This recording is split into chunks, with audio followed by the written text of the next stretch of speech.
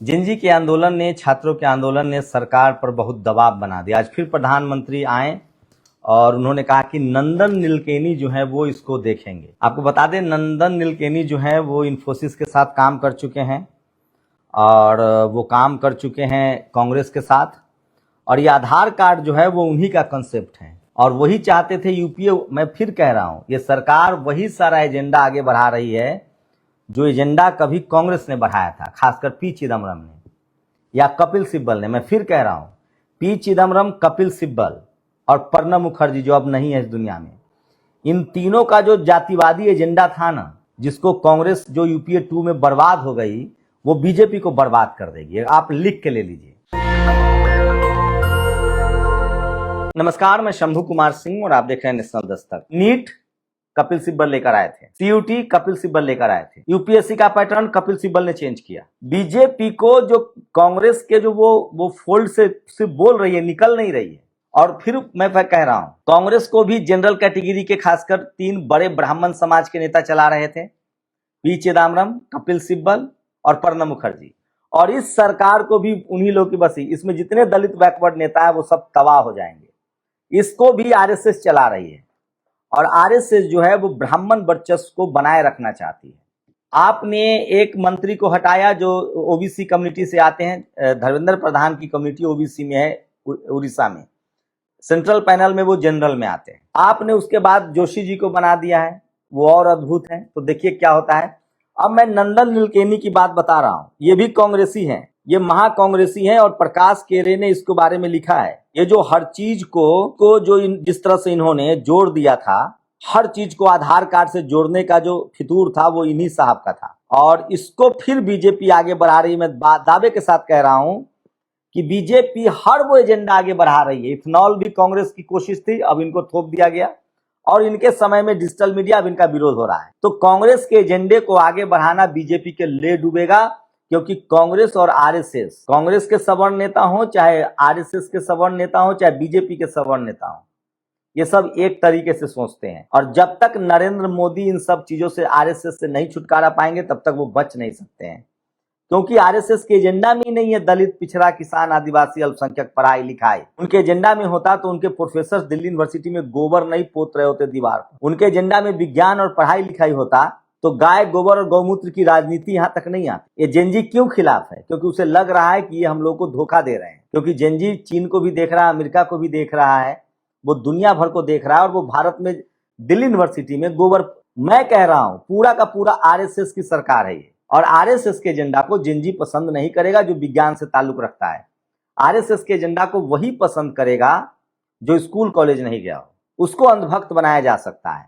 और सवाल है कि आज के डेट में कोई भी गार्जियन अब ऐसा नहीं है जो चाहता है कि उसका बच्चा ना पढ़े। अद्भुत है नंदन नीलेकनी, सुनिए इनकी कहानी। अब ये भारत में परीक्षा सुधार का काम देखेंगे। इन्हीं के दोस्त थे नारायण मूर्ति, जो कहते थे कि 24-24 घंटा काम करिए। अब ये भारत में परीक्षा सुधार का काम देखेंगे। इन्फोसिस का यह फाउंडर, बोर्ड अध्यक्ष जादूगर है। डॉक्टर मनमोहन सिंह की यूपीए 2 सरकार ने इन्हें केंद्रीय मंत्री का दर्जा देते हुए आधार कार्ड खेल का संस्थापक बनाया। भाजपा ने 2014 में चुनावी वादे में कहा था कि आधार का झमेला हटेगा अगर मोदी जी प्रधानमंत्री बनेंगे। भाजपा ने 2014 में अपने चुनावी वादे में कहा था कि आधार का झमेला हटेगा। पूरे देश को कंट्रोल करने की ये साजिश नंदन नीलेकनी की थी और ये बाकायदा कपिल सिब्बल, प्रणब मुखर्जी और चिदम्बरम की कोशिश थी। यूएपीए चिदम्बरम लेकर आए थे, ग्रीन हंट चिदम्बरम लेकर आए थे। पूरा एजुकेशन सिस्टम को बर्बाद किया था कपिल सिब्बल ने। सीयूटी लाए, नीट लाए और उसी एजेंडे को बीजेपी के लोग बढ़ा रहे हैं और बर्बाद हो रहे हैं। बीजेपी को तमाम दलित पिछड़ों ने भी वोट दिया था कि कुछ बदलाव लाएंगे, गरीब का बेटा है, चाय वाले का बेटा है। लेकिन ये खान मार्केट गिरोह से निकल नहीं पाए। मोदी जी प्रधानमंत्री बने, नंदन नीलेकनी से उनकी एक बैठक हुई और चुनावी वादा चला गया रद्दी में। आधार को हर चीज में घुसा दिया गया जो शुरू यानी यूपीए से 2 की मंशा थी। फिर मोदी सरकार ने नीलेकनी को जीएसटी और इनकम टैक्स के 9 सॉफ्टवेयर बनाने का जिम्मा दे दिया। इस बीच नीलेकनी ने एक सुझाव दिया है कि देश भर की जमीन का टोकनाइजेशन कर दिया जाए ताकि लोग शेयर मार्केट की तरह जमीन को बेच खरीद सके तथा बाकी संपत्तियों की तरह जमीन पर थोड़ा बहुत कर्ज उठा सके। जमीन वाले सुझाव पर मैंने उनका समर्थन किया था, क्योंकि जब कर्ज और उगाही अर्थव्यवस्था बन जाए तो क्यों छोड़ा जाए। परीक्षा में भी इस व्यक्ति का हाथ देना भयावह है। तो ये जो पूरा आधार कार्ड से जो हर आदमी का जो जन्म कुंडली सरकार रख रही है ना, ये इन्हीं की देन है। और ये चाहते थे गृह मंत्री जब चिदम्बरम थे तब।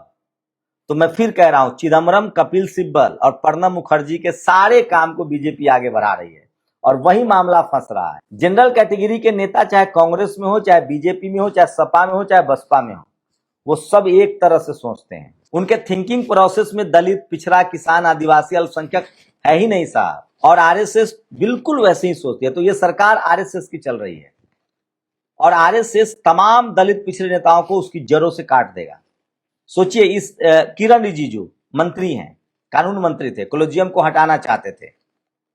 उस समय के chief justice of India D Y Chandrachud अड़ गए और उन्होंने ताबड़तोड़ सरकार के खिलाफ फैसले दिए जिसमें इलेक्टोरल बॉन्ड था। उसके बाद रिजिजू को हटा दिया गया, उसके बाद मेघवाल जी को बनाया और तब कपिल सिब्बल ने लिखा था कि कानून मंत्री कानून नहीं जानते हैं और हटवाया गया क्योंकि कोलेजियम के सबसे बड़े पैरोकार कपिल सिब्बल हैं। तो कपिल सिब्बल हो, मैं फिर कह रहा हूं, पार्टियां बदलती रहेंगी लेकिन इस देश में जाति से अलग सोचना बड़ा मुश्किल काम है। मैं इसलिए कह रहा हूं कि यह देश जाति प्रधान देश है और मोदी जी अब उसी में फंसते जा रहे हैं। ये बात आप जान लीजिए, क्योंकि मोदी जी को जनरल का वोट 10% ही है ना, और 10% वोट से कोई सरकार नहीं बनती है।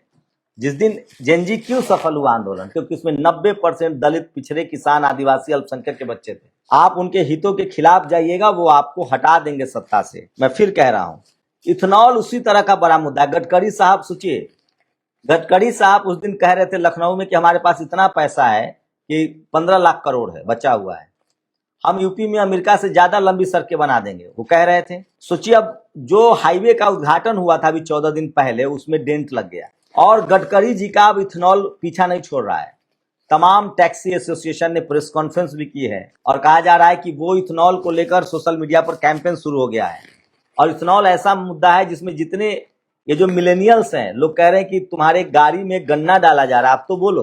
तो जेनजी ने जो रास्ता दिखाया है, जो मिलेनियल्स है जो गाड़ी से चलते हैं, जो मेहनत से एक गाड़ी खरीद पाए हो, कुमार शंकर सिंह लगातार लिख रहे हैं, संकेत उपाध्याय ने लगातार लिखा है, पूनावाला लगातार प्रदर्शन कर रहा है। तो इथेनॉल का जो मुद्दा है वो बड़ा मुद्दा बन गया और इससे सरकार की परेशानी बढ़ सकती है।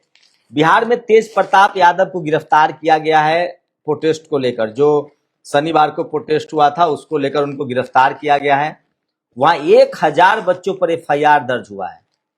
तो कांग्रेस पार्टी वाले के सौरभ दास को पूछना चाहिए कि भाई तुमने तो कहा था कि एफआईआर नहीं होगा। ये सब शनिवार का मामला है। शनिवार को 1000 बच्चों पर, मैं फिर कह रहा हूं, सम्राट चौधरी जी को अपने समाज से कम जुड़ा रहना चाहिए। वैसे भी एक भरत तिवारी के इनकाउंटर में उनको सबक मिल चुका है। तो अपने ही समाज के बच्चों को जेल में मत डालिए, नहीं तो धर्मेंद्र प्रधान को भी कोई बचाने नहीं आया। और जब आप समाज से कट जाएंगे, मैं फिर कह रहा हूं, आप बीजेपी के लिए काम करिए, आरएसएस के लिए नहीं। आरएसएस के लिए काम करेंगे तो मुश्किल हो जाएगी। आरएसएस कोई दलित, पिछड़ा, आदिवासी मुख्यमंत्री तो बना देगा टोकनिज्म पर। मोहन यादव ने सिर्फ 27% रिजर्वेशन की बात कही थी, उनकी खबरें लीक होने लगी। मैं फिर कह रहा हूं, आरएसएस तमाम जो उसकी आरएसएस के बीजेपी में जितने दलित पिछड़े नेता हैं मोदी जी की वजह से, उन सबको सोचिए, धर्मेंद्र प्रधान एक अपना सेक्रेटरी नहीं बदल सकते थे। ये सारा खेल विनीत जोशी का था जिसको अब हटाया गया है। एनटीए के 47 लोगों को बर्खास्त किया गया कब? जब प्रदर्शन हुआ।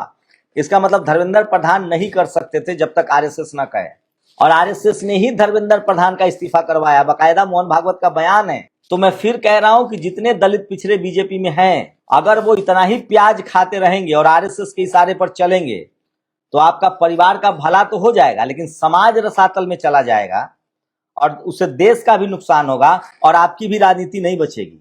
ये आप यकीन मान लीजिए। इसलिए मैं कह रहा हूं, दलित, पिछड़े, किसान, आदिवासी, अल्पसंख्यकों की राजनीति सामाजिक न्याय, सोशल जस्टिस से ही बचेगी। और सबसे बड़ी बात, इस देश का जेनजी इस बात को बेहतर तरीके से समझता है। कुछ लोग कैंपेन चला रहे हैं कि आरक्षण खत्म करो। मुझे लगता है ईडब्ल्यूएस जो है वो जातिगत आरक्षण है, सिर्फ जनरल कैटेगरी के गरीब लोगों का है, वो जातिगत आरक्षण है। सिर्फ 4 कम्युनिटी को ईडब्ल्यूएस 10% रिजर्वेशन मिल रहा है और 10,000 जातियों को टोटल 49.5% आरक्षण मिल रहा है। अच्छा है, लोग आए जंतर मंतर पर। एक और अच्छी खबर है, बहुजन समाज के लोग, मैं फिर कह रहा हूं, पद मतलब पावर तो ले आओगे, कॉन्स्पिरेसी करके पद पैरों में ताकत कहां से लाओगे? मीराबाई चानू ने सीडब्ल्यूजी में गोल्ड मेडल जीता है, बधाई हो आपको। नेशनल दस्तक की आपसे गुजारिश है कि अगर इसको बचाना चाहते हैं तो नेशनल दस्तक को सब्सक्राइब करने के लिए रेड कलर के सब्सक्राइब बटन को दबाएं फिर बेल आइकन की घंटी दबाएं। नेशनल दस्तक को बचाने के लिए बहुत जरूरी है कि हर खबर को शेयर करें, लाइक करें, कमेंट जरूर करें।